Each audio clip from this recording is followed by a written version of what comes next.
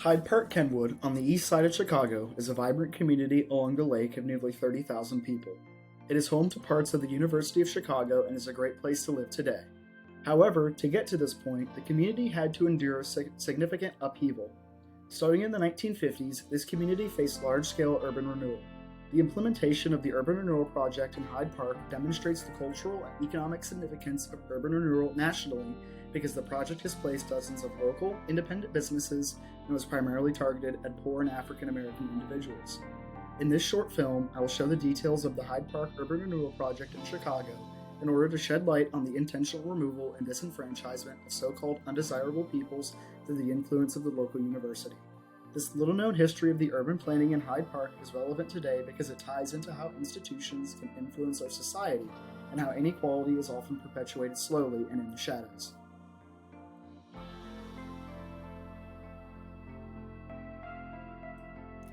Hyde Park began development as a community starting in 1853 when a lawyer from New York purchased property in the area and named it Hyde Park. This lawyer, Paul Cornell, attempted to use the land as a resort for wealthy Chicagoans. Past this, little development was made in Hyde Park aside from large estate homes, and it remained a relatively quiet area until the creation of the University of Chicago and the World Exhibition of 1893.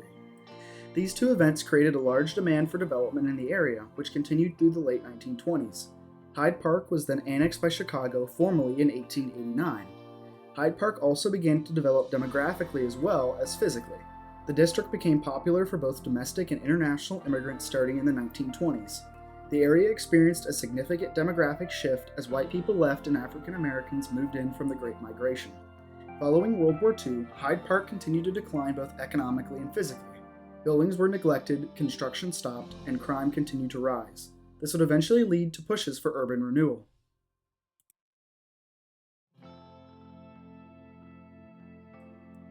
The urban renewal initiatives in Hyde Park had a multitude of factors leading to their creation and execution. Several past legislations directly led to the ability of this urban renewal to occur. The Illinois Neighborhood Redevelopment Corporation Act of 1941 and other similar acts expanded the power of the city to use eminent domain and later influenced the nationwide federal housing acts. Another major factor was the declining economic power of the area. The Chicago Plan Commission conducted a survey in 1943 that concluded that many housing units in Hyde Park were blighted. This economic decline led to houses falling into disrepair, increased crime, and a decrease in outside investment that came together in a falling death spiral. From 1950 to 1960, the black population significantly increased in the district, as can be seen from these dot density maps. These factors led to white flight in the area. Additionally, residents of the area were becoming increasingly wary of crime, which was some of the worst at Chicago in the time. According to police records, the area accounted for nearly 23% of all of Chicago's reported crimes for 1 month. One specific example that galvanized the community in support of potential urban renewal was the robbery and abduction of John Urtenmeyer. On May 11, 1952, Joan Urtenmeyer and her husband were robbed in their Hyde Park home. The assailants stole over $7,000 worth of belongings and abducted Joan before later leaving her in a parking lot. This crime served as an example for the people living there on how bad the situation had become. The culmination of these factors would lead to the approval of an urban renewal plan and subsequent beginning of demolition in 1955.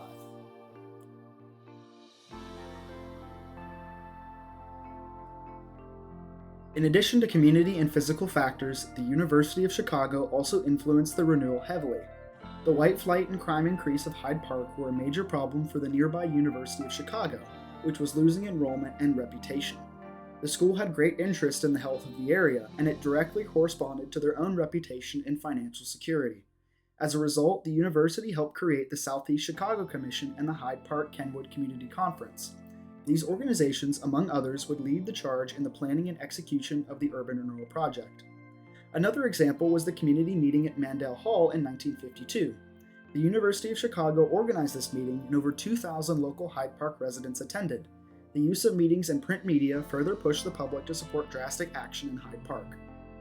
After the Mandel Hall meeting, a committee of leaders was assembled to assess the situation in Hyde Park and recommend actions. By 1953, the Illinois Urban Community Conservation Act was passed, which directly made for the University of Chicago. Through the 1950s, the Southeast Chicago Commission removed the worst parts of blight in the opening stages of urban renewal that started in 1955. Then, in 1958, the City of Chicago approved a formal renewal plan for Hyde Park. Various surveys were conducted of Hyde Park, including one from the Community Conservation Board of Chicago and one from the Southeast Chicago Commission.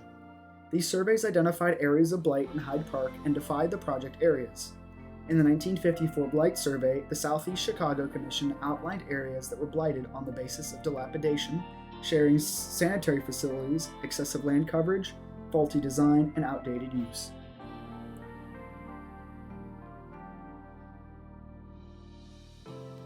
The first part of the urban renewal began in 1955, which included work on 55th Street and Lake Park Avenue.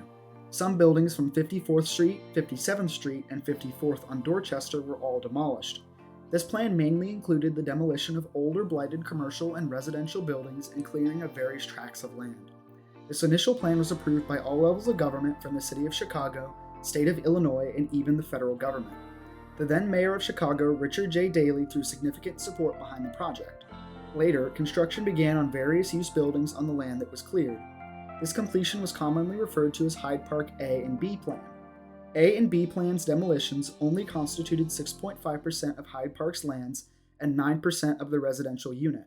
After the 1958 approval of the formal plan, the project went into high gear.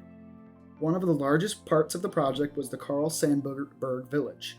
This high-rise construction took the place of residential units between Division Street, North Avenue, and Clark and LaSalle. This project created nearly 3,200 residential units in place of older units primarily inhabited by unmarried white people. This project and others such as the Harrison-Halstead University of Illinois construction in Hyde Park created significant protests from residents in the area. At the end of the process, in the late 1960s, the total invested in the project exceeded $400 million, while the community had changed substantially. There were deep and long-lasting effects that are still visible to this day. The Hyde Park Kenwood Urban Development Plan changed the district considerably.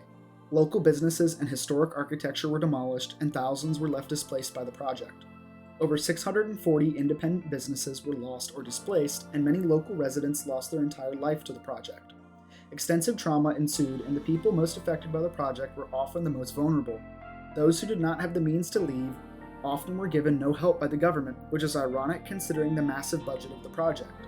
The most controversial result of the project was the demographic shift, which primarily affected African Americans. Even though the project's planned language suggested it was not exclusionary towards black people, the results suggested otherwise. The black population in Hyde Park decreased significantly, down nearly 40%. The makeup of the various areas of Hyde Park also shifted as well. Analyzing the Social Explorer maps from 1950 to 1980 showed decrease in black population in various areas around Hyde Park. The notion that urban renewal was in fact Negro removal seemed to apply in this case as well. Hyde Park was not an isolated incident in Chicago when it came to racially motivated renewal. Additional projects in Englewood and Bronzeville particularly displaced African American families, while Hyde Park displaced nearly 4,000. A clear example of racial bias in the wake of renewal is the Chicago Housing Authority lawsuit. In 1969, a suit brought forth to the federal district courts found that the new CHA housing structures built post-renewal were de facto segregated. Nearly 99% of the residents were black, painting a clear picture of segregation after the project. In addition to the black population, the overall population in Hyde Park declined with it. From 1960 and 1970, the area lost over 30,000 people due to the urban renewal project. The increase in quality of building was contrasted with a reduction in quantity, making it non-feasible for the same number of people to live in Hyde Park post-renewal. Nearly 900 buildings were torn down in the end, and over 15,000 people were displaced. Hundreds of businesses were destroyed, from bookstores to ice cream parlors, despite the claims of a 1971 research paper from JMR, which stated that the rates of business liquidations were not significantly different between urban renewal and natural closings in low-income neighborhoods. The uniqueness and culture of Hyde Park businesses was still lost. For example, Scott & Park Grocers, its drugstore, and ice cream location were lost and were not relocated or replaced. Even though some in the university and the SECC tried to orient the project more towards preservation, this ultimately failed. Further loss of independent businesses occurred because of the project. Kimbark Plaza, a revitalized area of Hyde Park, consisted of 15 displaced businesses. One of these businesses, Anderson Hardware, gave a particularly eerie quote pre-renewal. The owner, Ted Anderson, said, "My customers keep saying, 'We don't know what we'd do without you.' I guess they're going to find out." This hardware store ended up moving 3 times due to the demolition.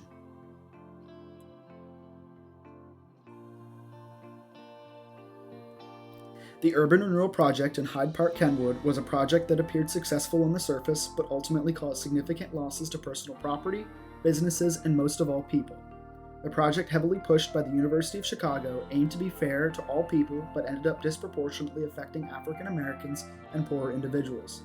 While crime decreased, blight was removed, and the area became wealthier, the loss of historic buildings, unjust racist removal, community spaces, and local businesses were traded for it.